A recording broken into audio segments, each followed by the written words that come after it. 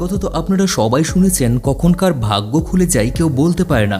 এই কথা তো সত্যই বটে, কেননা কিছু লোক এই কথার সত্যতার প্রমাণও দিয়ে দিয়েছে, আর যার থেকে টপ করে ফিরে এসেছে। আজকের ভিডিওতে এমনই কিছু মানুষ দেখতে চলেছেন যারা বড় বড় দুর্ঘটনার হাত থেকেও জীবন নিয়ে ফিরে এসেছে, আর তাদের শরীরের আঁচড় পর্যন্ত লাগেনি। ভিডিওটি শুরু করার আগে ছোট্ট একটা রিকোয়েস্ট থাকবে, এখনও যদি আমাদের চ্যানেলটি সাবস্ক্রাইব না করে থাকেন সো প্লিজ এখনই সাবস্ক্রাইব করে ফেলুন এবং পাশে রাখা বেল বাটন অবশ্যই প্রেস করবেন।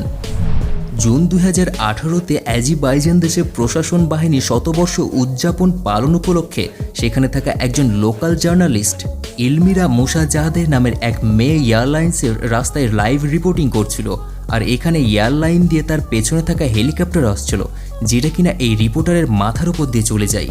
আর এখানে হেলিকপ্টারে যদি একটু এদিক সেদিক হয়ে যেত তবে মাথায় আঘাত লেগে সে জীবনও হারাতে পারত, কিন্তু সেদিন হয়তো মৃত্যু ছুটিতে ছিল, যার কারণে সে কোনো মতে প্রাণে বেঁচে যায়।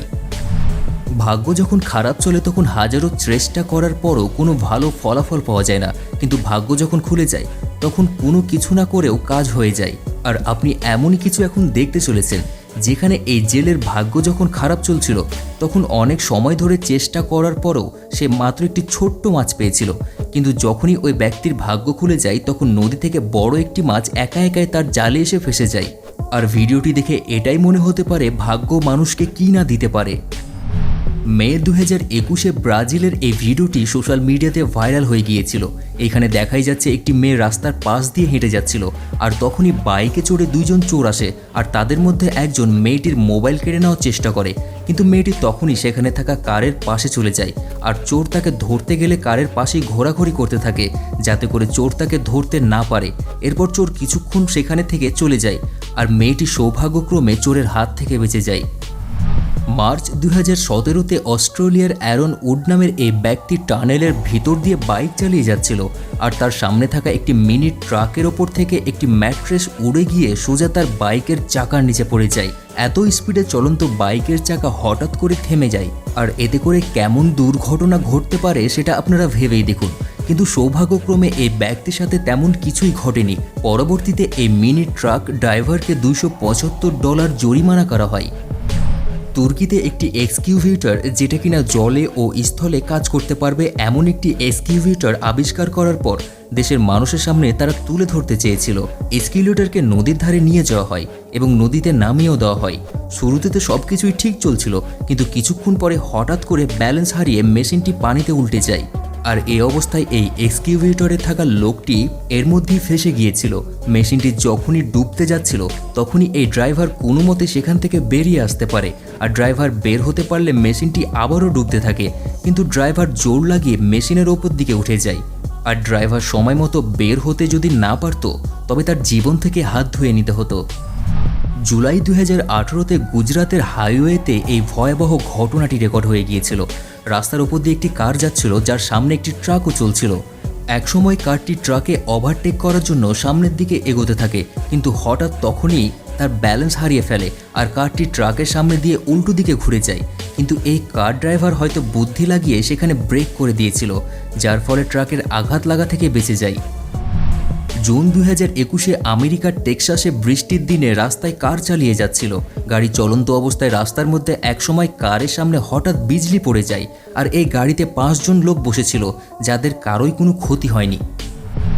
এইবারের এই ঘটনাটি একটি দোকানে দেখা গিয়েছিল, যেখানে এক ব্যক্তির হাত থেকে একটি কোকোকোলার বোতল পড়ে যায়, আর বোতলের ভেতরের গ্যাস থাকার কারণে বোতলটি সোজা গিয়ে রিসেপশন টেবিলের কাছে লেগে যায়। আর এই বোতলটি কিভাবে এই কাপলের পাশ দিয়ে গিয়েছে তাই দেখুন। এইখানে দুইজন শিক্ষক কার নিয়ে তাদের ইউনিভার্সিটিতে যাচ্ছিল। তাদের সামনে হঠাৎ করে কনস্ট্রাকশনের কাজের ক্রেন থেকে প্রায় 4000 কেজি ওজনের একটি ঢালাই পাইপ খুলে পড়ে যায়, আর এই পাইপ কারের বনাটের ওপর পড়ে গিয়েছিল, যার কারণে তারা প্রাণে বেঁচে যায়। আর পাইপ বনাটে না পড়ে যদি তাদের উপরে পড়ে যেত তাহলে তাদের হাড্ডির চাকনাচুর হয়ে যেত।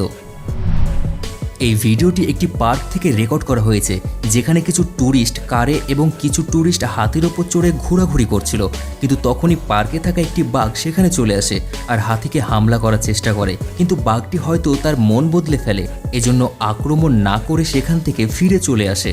আপনাদের জানার জন্য বলে দিই, একটি বাঘ এক লাফে 16 ফিট পর্যন্ত যেতে পারে, আর এখানে বাঘটি যদি ভালো মতো লাফ দিত তবে হাতির ওপরে মানুষকে ধরে ফেলতে পারত।